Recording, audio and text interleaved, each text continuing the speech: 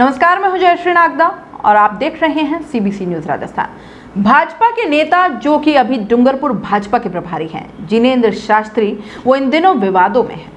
पिछले 2 दिनों से जिला कलेक्ट्री में उनके खिलाफ ज्ञापन भी दिए जा रहे हैं। पहले मुस्लिम समाज ने दिया और आज वाल्मीकि समाज ने दिया और जिनेंद्र शास्त्री के खिलाफ कार्रवाई करने की मांग की है कि उन्होंने मुस्लिम समाज और वाल्मीकि समाज के खिलाफ अपशब्दों का प्रयोग किया है। 2 दिन पहले उदयपुर न्यूज चैनल ने जिनेंद्र शास्त्री को लेकर एक खबर में खुलासा किया था, हॉस्पिटल में डिजिटल पार्किंग के गोलमाल घोटाले को लेकर।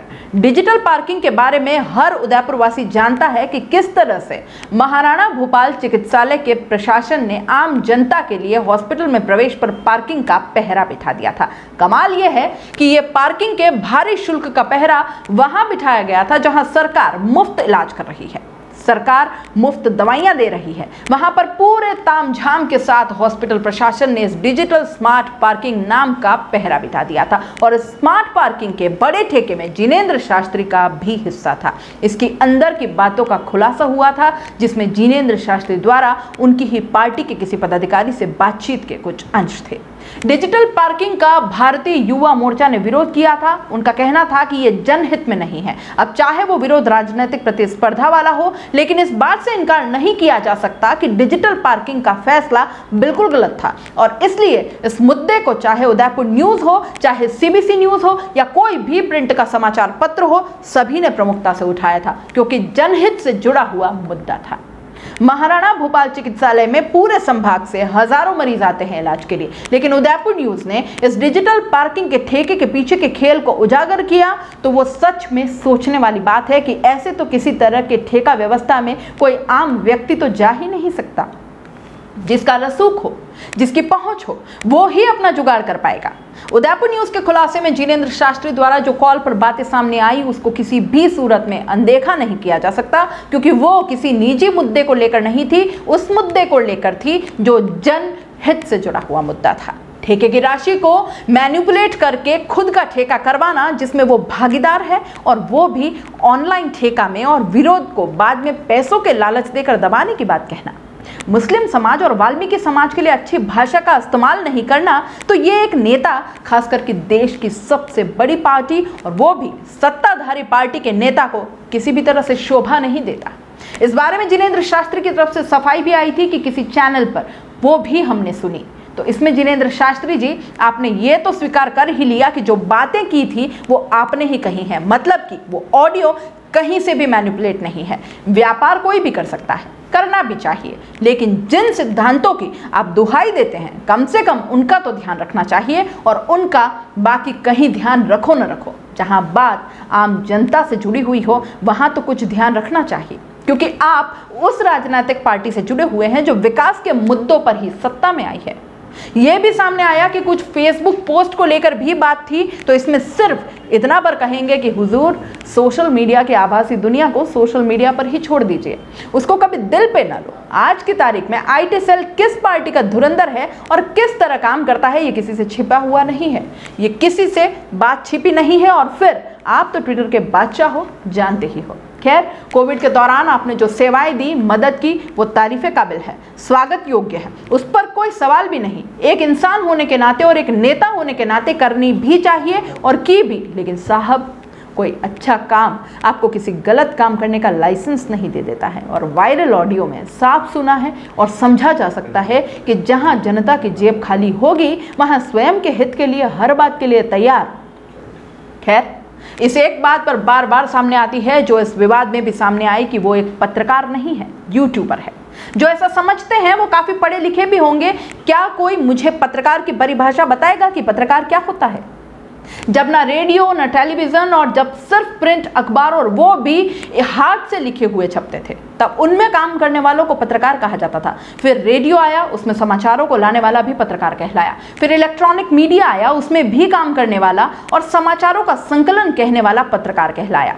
अरे, जो स्टूडियो में बैठे बैठे नफरत फैलाते हैं, गोदी मीडिया, वो भी पत्रकार कहलाते हैं। तो आज तो पूरा वर्ल्ड डिजिटल हो गया है। डिजिटल माध्यम पर काम करने वाला, समाचारों का संकलन करने वाला, फिर पत्रकार क्यों नहीं? हुजूर, बड़े अखबारों में और बड़े चैनल पर काम करने वाले ही पत्रकार नहीं होते। जो व्यक्ति जानकारी एकत्रित कर लोगों के समूह तक पहुंचाने का कार्य करे, किसी भी माध्यम से। याद रखिए, पत्रकार की परिभाषा समझा रही हूं कि जो व्यक्ति जानकारियां इकट्ठा करके किसी भी माध्यम से लोगों तक पहुंचाए वो पत्रकार होता है। आज इन्हीं डिजिटल मीडिया और यूट्यूब के पत्रकारों से केंद्र और राज्यों की सरकारें हिली हुई हैं, क्योंकि बाकी के मीडिया के हाल देख ही लिए हैं जो गोद में बैठकर गुणगान करते हैं। आज के दौर में असल काम तो ये डिजिटल माध्यम पर काम करने वाले ही कर रहे हैं। खैर, फिलहाल जिनेंद्र शास्त्री के खिलाफ आज फिर वाल्मीकि समाज ने जिला कलेक्टर को ज्ञापन देकर जिनेंद्र शास्त्री के खिलाफ कार्रवाई करने की मांग कर दी है। इससे पूर्व इस सारे मामले को लेकर नगर निगम के उप महापौर पारस सिंघवी ने भी कहा था कि जो बातें जिनेंद्र शास्त्री के सामने आई है उससे पार्टी की छवि जरूर खराब हुई है। शहर से जुड़े बड़े मुद्दे यानी कि डिजिटल पार्किंग जो कि अब निरस्त हो गई है, उसको लेकर विवादों का ये हमारा व्यू था, इसलिए इसमें किसी से बात नहीं की। डिजिटल माध्यम पर प्रसारित खबरों के आधार पर ये व्यू है हमारा। तीरथ सिंह वाल्मीकि जो भारतीय जनता पार्टी के नेता जिनेंद्र शास्त्री ने जिस तरीके से वाल्मीकि समाज के लिए जो शब्द यूज़ किए हैं, आज उदयपुर के कई सामाजिक संगठनों द्वारा हम आदरणीय कलेक्टर साहब से मिलकर के और एक परिवाद पेश करके जिनेंद्र शास्त्री के खिलाफ एट्रोसिटी एक्ट में मामला दर्ज हो और उसे गिरफ्तार करे और गिरफ्तार करके उसे सज़ा दे, क्योंकि जिस तरीके से उसने वाल्मीकि समाज के लिए मतलब ये घिनौनी बात कही है। आज उसकी जो मानसिकता थी शेड्यूल कास्ट के लोगों के प्रति उसने ये जाहिर कर दी है और मैं भारतीय जनता पार्टी से ये मांग करता हूं कि ऐसे नेता को वो तुरंत पार्टी से बर्खास्त करे, क्योंकि ये वही वाल्मीकि समाज है जिसके घर घर जाकर के यहाँ के जो पूर्व गृह मंत्री है आदरणीय गुलाब चंद जी कटारिया साहब वहाँ पर घर घर जाकर के वाल्मीकि समाज के लोगों को ये कहते हैं, राखी बंधवाते हैं और ये कहते हैं कि ये मेरे भाई है। लेकिन आज उनके ही पार्टी के नेता ने एक ओछी हरकत करते हुए वाल्मीकि समाज को जिस प्रकार से उसकी जो मानसिकता थी, जिस प्रकार से उसने एक गाली दी है वाल्मीकि समाज को, इसलिए आज वो कोई बहुत बड़ा नेता नहीं है, वो छुटपैया ही नेता है, इधर उधर घूमता रहता है, कोई वो बहुत बड़ा नेता नहीं है। लेकिन फिर भी उसको ये बात शोभा नहीं देती। आज वो डूंगरपुर का भारतीय जनता पार्टी का जिला प्रभारी है, तो पार्टी के लोगों ने उसको कोई जिम्मेदारी दे रखी है, तो उसको भी वो ध्यान में नहीं रखते हुए उसने सिर्फ वाल्मीकि समाज और मुस्लिम समाज के लोगों को टारगेट बना करके ये कहा है कि गुंडागर्दी काम करने का ऐसा है। तो मैं भारतीय जनता पार्टी के लोगों से पूछता हूं कि क्या वाल्मीकि समाज सिर्फ गुंडागिर्दी ही करता है? क्या वाल्मीकि समाज क्या आज वाल्मीकि समाज में कोई उच्च अधिकारी नहीं है? क्या वाल्मीकि समाज के कोई लोग नेतागिरी नहीं करते? इसलिए आज हमारी समाज पूरा उसका पुरजोर विरोध करती है और हम प्रशासन से मांग करते हैं कि उसे एट्रोसिटी एक्ट में मामला दर्ज करके उसके तुरंत गिरफ्तार किया जाए। अगर इस तरीके से नहीं होगा तो हम एक आंदोलन खड़ा करेंगे उसके खिलाफ।